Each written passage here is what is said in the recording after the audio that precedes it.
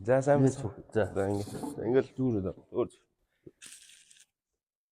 за өдрөө сайн байцгаана уу. За өнөөдөр энэ удаагийн дугаарт маань CrossFit Номацын үүсгэн байгуулагч Галт огш маань орсон байна.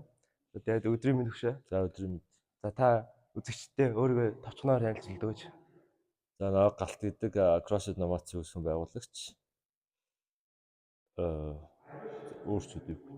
Өөртөө хэдэн жил CrossFit хичээлж байгаа. 2018 оноос хойш CrossFit хичээлж байгаа. 2019 оноос хойш за CrossFit level 1 зэрэг аваад одоо level 2-тэй.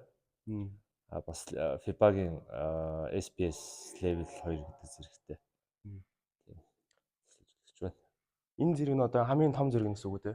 CrossFit нь тийм. 4 хүртэл явд. 4 хүртэл. Тийм. Энийг одоо тэгээд одоо олон шавнар гаргаж те. Энэ яаж авд юм бол? Яг илүү туршлага хуримтлуулаад илүү их л юм судалж үзэн гэсэн үг л дээ. Тэрнийхэн дагуу дараа шалгалт өгдөг гэсэн. За одоо Монголд байгаа одоо хоёрхан CrossFit-ийн нэг нь одоо CrossFit Nomads тэгээд ган хоёрын CrossFit орж байгаа. За тэгээд одоо ер нь хэдэн ангитай байна та? Хоёр чиглэлтэй хэднэлээ байгаа баяг affiliate гэхэлэр хоёр болчиход. Тэгээд CrossFit буюу functional fitness-ээр үйл ажиллагаа явуулж бол нэлээдэн залуу. Одоо энэ яг хэдэн анги орж байна та?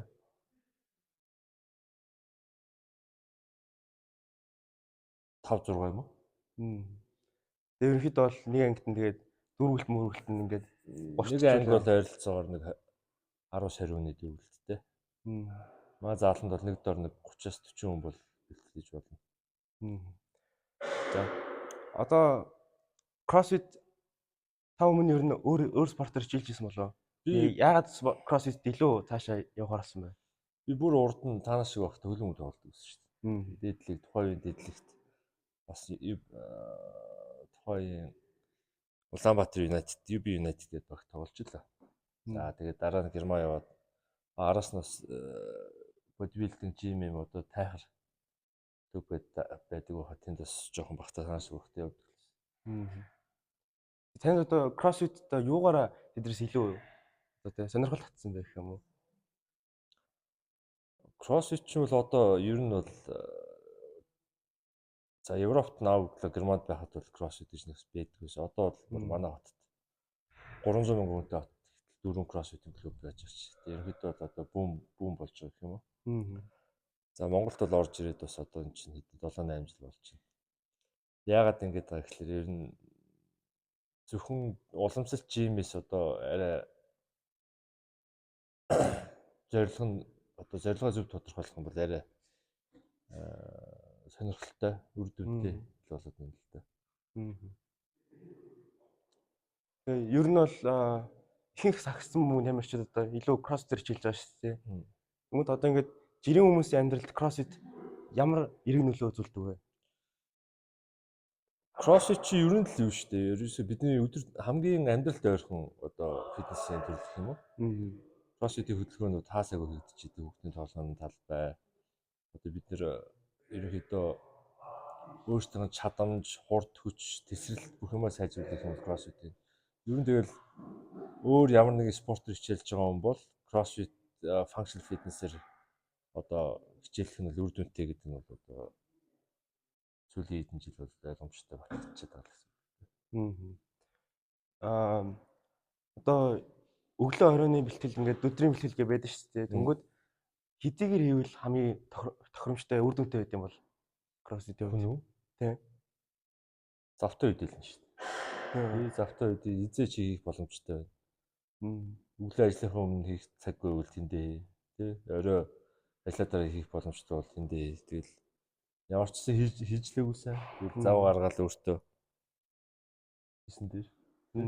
Ер нь бол одоо лайфстайлаа болгоод ямар нэгэн спортоор хичээлэх хэрэгтэй гэж бодож байгаа бол хүн бол өөртөө ямар нэгэн зав гаргаад тэр өглөө орой хамаахгүй. Хүний бие физиологи тэндээ дасч штэ. Тэгэл сар өглөө ихтэл сар өглөө идэхэд дасна гэсэн үг байхгүй.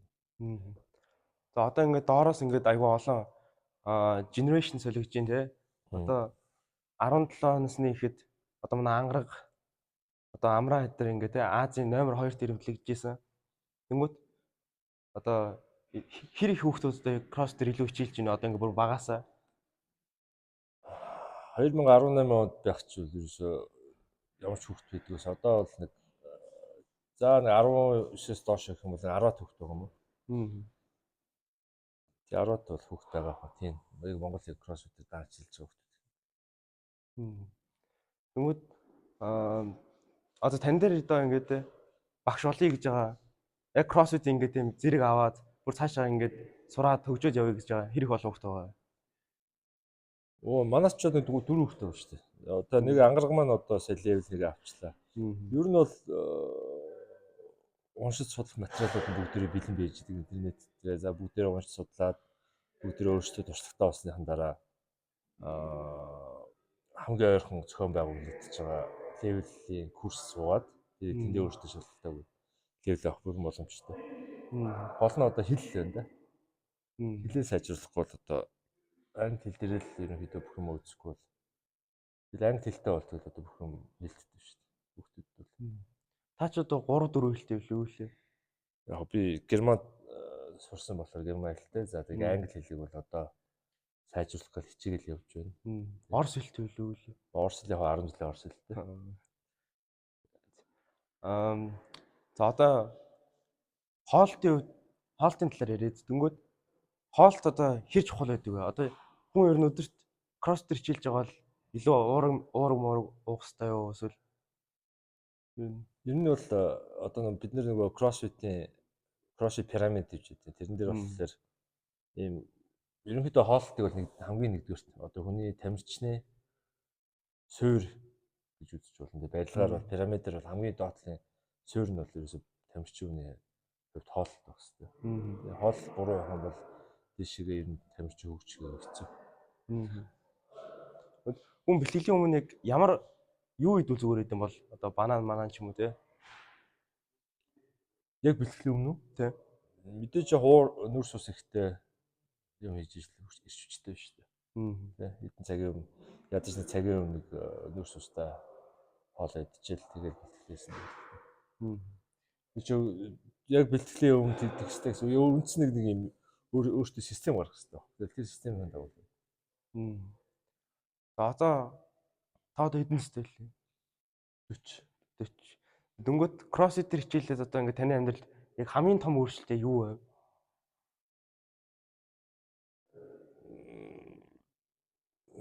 CrossFit хичээлээ амьдралд хамгийн том өөрчлөлтөө. За одоо эрүүл байна да тий. Эрүүл чирэг. Гол нь одоо бид нар чинь хүчин зовлонгоос хол. За тэгээд эрүүл.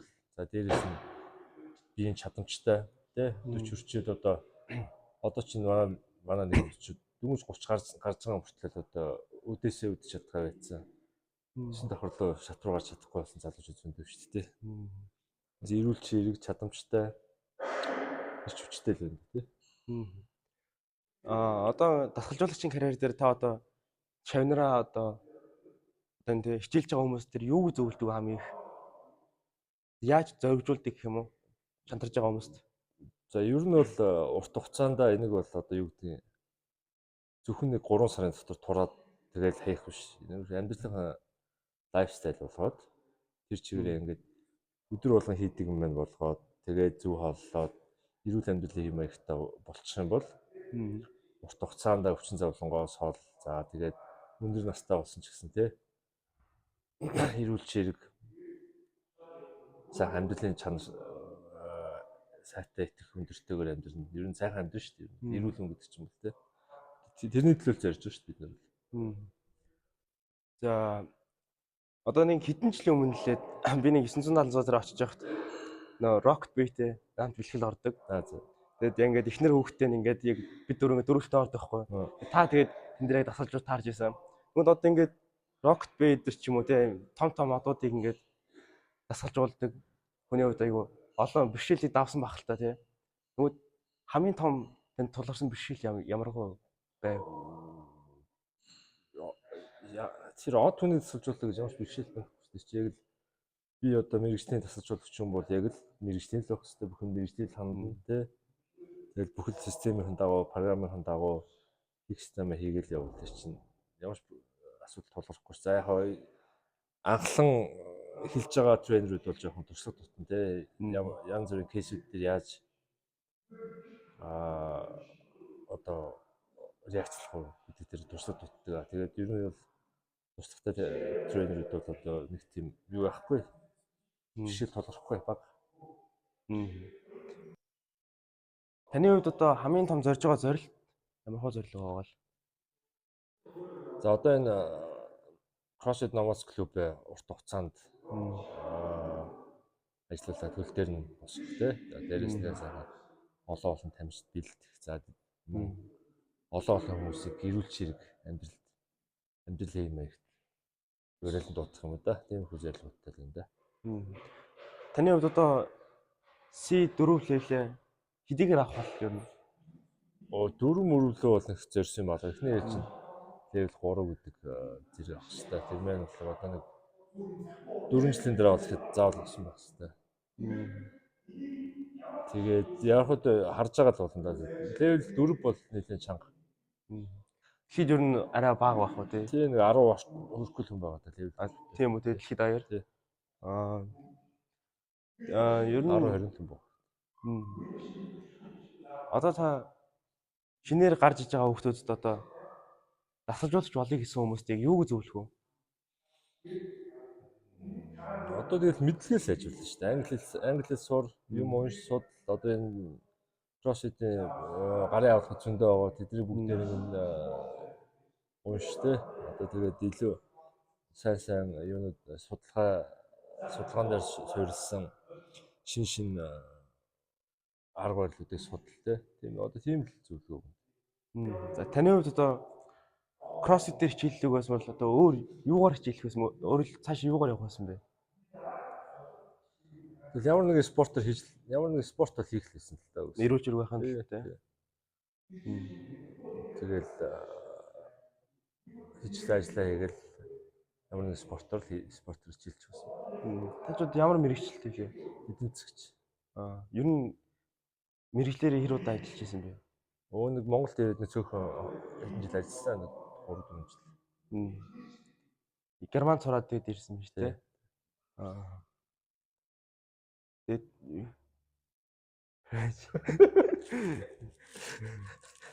чөлөөтэй би шалтай. Би чөлөөтэй л да. Божис асуулт бүгд байхгүй болоод. За таны хувьд одоо хамгийн том тэмцээнд ямар тэмцээнд орж ив? Би бол CrossFit-ийн тэмцээнд орж байгаа шүү дээ. Том Монголд ч нэг том тэмцээнд хөрж байгаа шүү дээ. Тэгээ ер нь бол одоо CrossFit чинь онлайнаар одоо олон улсын тэмцээнд гэх юм бол эхлээд онлайнаар шалгуулт нь явагдана. Онлайнаар шалгуулт явагдсны дараа дараагийн яг очиж оролцох тэмцээнд болдог. Монгол гоё тэмцээнд хөгжлөө бол бид нар зөндөө болоод ажиллажсэн. Таны хувьд одоо доороос харж байгаа хүмүүс ер нь тэмцээн болдог уу? Одоо Монголд хүүхдүүдийн тэмцээн бол яг тийнейжүүдийн тэмцээн. Сая өнгөрсөн жил MF3 гэдэг Mongolia Functional Fitness Federation гэдэг холбооноос тийнейжүүдийн анхны тэмцээн зохиолсон. За Functional Fitness гэдэг чинь өөрөө CrossFit өөрөө Functional Fitness. Тэр холбооноос тийм зохиогдсон. Манай ангараг олноо ганцаагаар гурлаа ороод нэг хүүхдүүд ажилласан ба. Энд яг хичээлж байгаа хүүхдүүд цөөхөн байна л да одоо. Одоо CrossFit-с одоо тэгээ powerlifting буюу хөндийг өргөлт рүү орох нь хэцүү юу? Powerlifting хөндийг өргөлөөр чи өөр шүү. Powerlifting хөндийг өргөлт. Хөндийг өргөлт гэдэг чинь нэг олимпийн хөндийг өргөлт гэдэг нь юу вэ? Тийм. CrossFit-ийн тамирчид олимпийн хөндийг өргөлт хийдэг шүү дээ. Одоо манай тамирчид бүгдээр манай улсын аваргаар хөндийг өргөлийн тэмцээнд орсон шүү дээ. Ангарагаас орсон сая. Тэ? Олноо орсон. CrossFit ч өөрөө олимпийн хөндийг өргөлт хийдэг. За powerlifting элементүүд хийдэг. Гэхдээ яг зөвхөн powerlifter-үүд чиг хийдэг. CrossFit ч маш олон юм хийдэг учраас CrossFit яг powerlifting-ийн тамирчдын нэг за яг мэргэжлийн тамирчид бол нэг 70% таа юм уу? За нэг powerlifting-ийн тамирч 200 үрдэг бол CrossFit-ийн яг элит тамирчид бол нэг 150 өргөчнө. CrossFit арай нөгөө нэг тесрэлт хур тал дээр олон тал байхгүй одоо олимпийн хөндийн өргөлт. За гимнастик, олимпийн гимнастик, за тэг хөнгөн атлетик, үсэрч хайраас сэлэх гэдэг бүх юмнуудыг зохицлоосон болохоор зөвхөн нэг юм руугаа тэгж зөвхөн нэг бэлтгэл хийхгүй шүү дээ. Тийм болохоор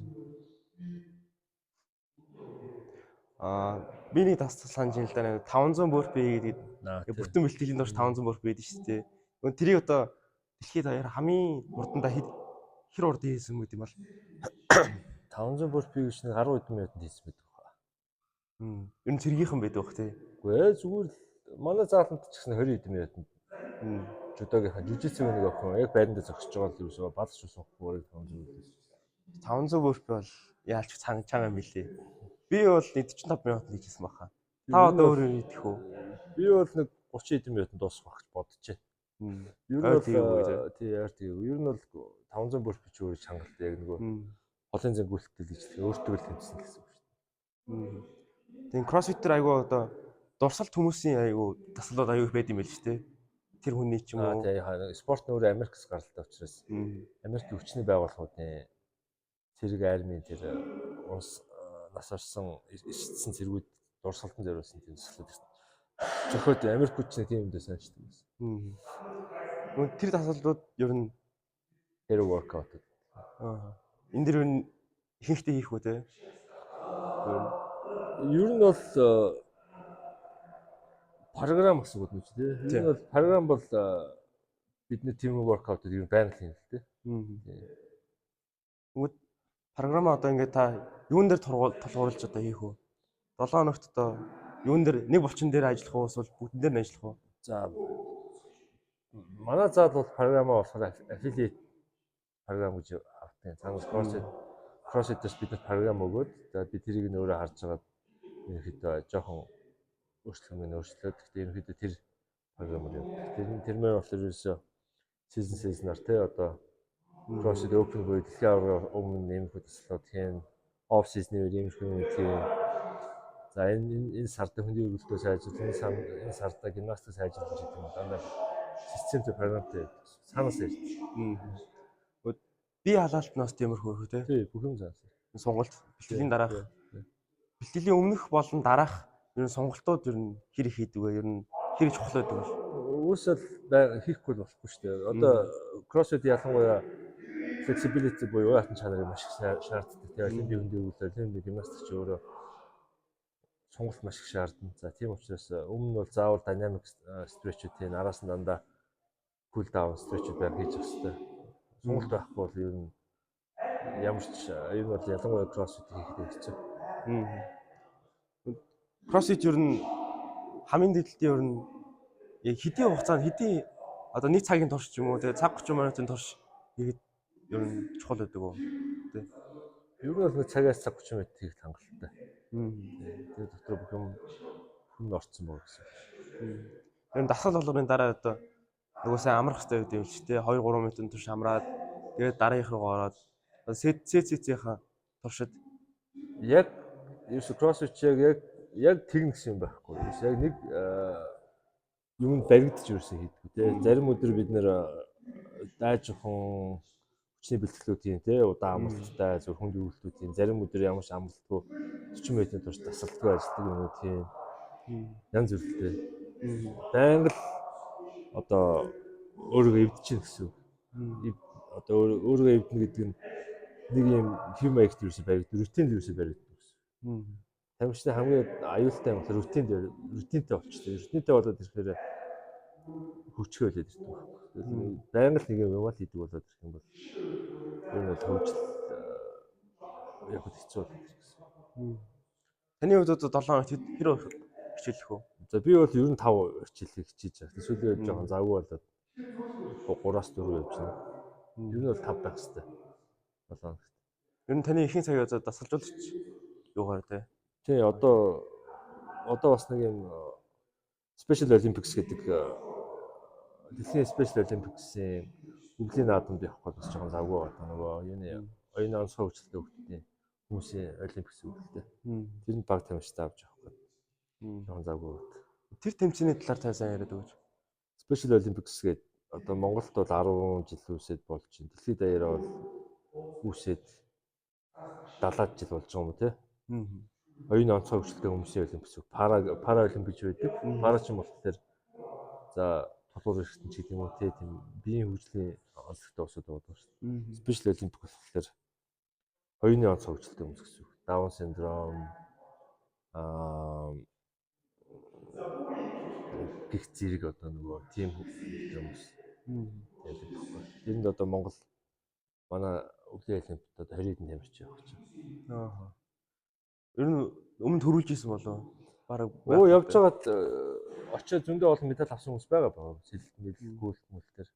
Тэгээ 2023 онд Берлинд зуны олимпиад болсон. Эндээс олсон медаль аваад ирсэн. Ганцаарчлан төрөл дээр тий. Ганцаарчсан багийн төрөл зөндөө юм. Одоо багийн төрөл дээр нь ер нь хэдэн хүнээс бүрдсэн баг гэдэг юм бол янз бүрийн спорт байгаа шүү дээ. Одоо жишээл өвлийн олимпиад заалны хоккей байна тий. Флорбол тэн дээр талбай дээр 6 он гарна. 8 хүнтэй багч. Тэгээд заалны хоккей гэдэг юм бэл. Тэрний юунд бас манай баг явах гэж байгаа. Таны хувьд одоо дасгалжуулагчаар ганцаар авч явах гэж байгаа. Үгүй. Багаараа бид нар дасгалжуулагч нар баг гэж байгаа. Тэгээд бас нэг 10 хэдэн багш нар аав. Одоо жил болгон л 4 жил нэг удаа болдог олимпиад тий. 4 жил нэг удаа, өвлийнхэн 4 жил нэг удаа, зуныхан 4 жил нэг удаа. Одоо энэ алтах ер нь шанс байгаа юу? Бэлгүй яах вэ? Ер нь бол манай энэ цааны хүүхдүүд өглөө өдөө орон нутгийн хүүхдүүд нэлээд сайн бэлтгэлтэй. Алтах боломжтой. За одоо кроссфитийн бэлтгэлийг одоо тий ямархуу спортын хүмүүс илүү сайн хурдан айгуу тий үр дүнтэй хийж чадсан бол одоо жишээ нь таквондогийнхаа айгуу хурдан хийчихдээ юм байл шүү дээ тий. Одоо хурдан хийдэг ч гэсэн. Одоо нэг цагийн дотор ч юм уу айгуу хурдан хийгээ дуусгачдаг. Амар их бэлтгэлийг айгуу ингээд бага хугацаанд айгуу үр дүнтэй хийж чаддсан юм байлээ.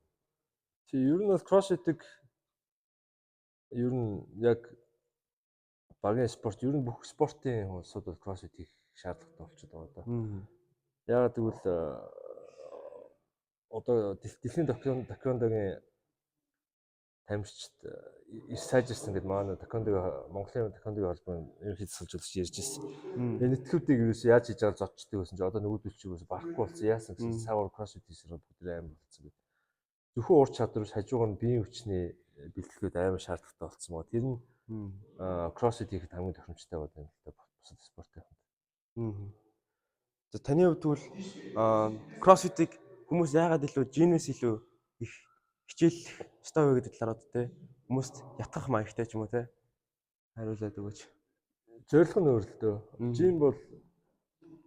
Жим гэж одоо бодибилдинг шүү дээ те. Бодибилдинг болохоор ер нь бол хөвчлэн зөвхөн нэг булчин дээр анхаарна. Гол спорт шүү дээ. Харагт байдал те. Кроссфит бол хурд хүч, тэсвэр, уян хатан чанар хурд идрээ сайжруулах юм бол кроссфит тийм. За тэгээд илүү чадамжтай, илүү амьдралд ойрхон спорт гэх юм уу. За тэгээд дээрэс нь өөр ямар нэгэн спортоор хичээлдэг сакс бол жудо, юу гэдэг тийм юмор хичээлдэг хүмүүсд бол кроссфит хийх нь хамгийн үр дүнтэй. Зорилго нь өөр гэсэн. За уртаж энэ удаагийн дугаарт тэнд оролцсон баярлалаа. Тэгээд кроссфит номадд нь цаашдын таны карьер засгалжуулагчийн карьерт амжилт хүсье. За тэгээд баярлалаа. За подкастт амжилт хүсье.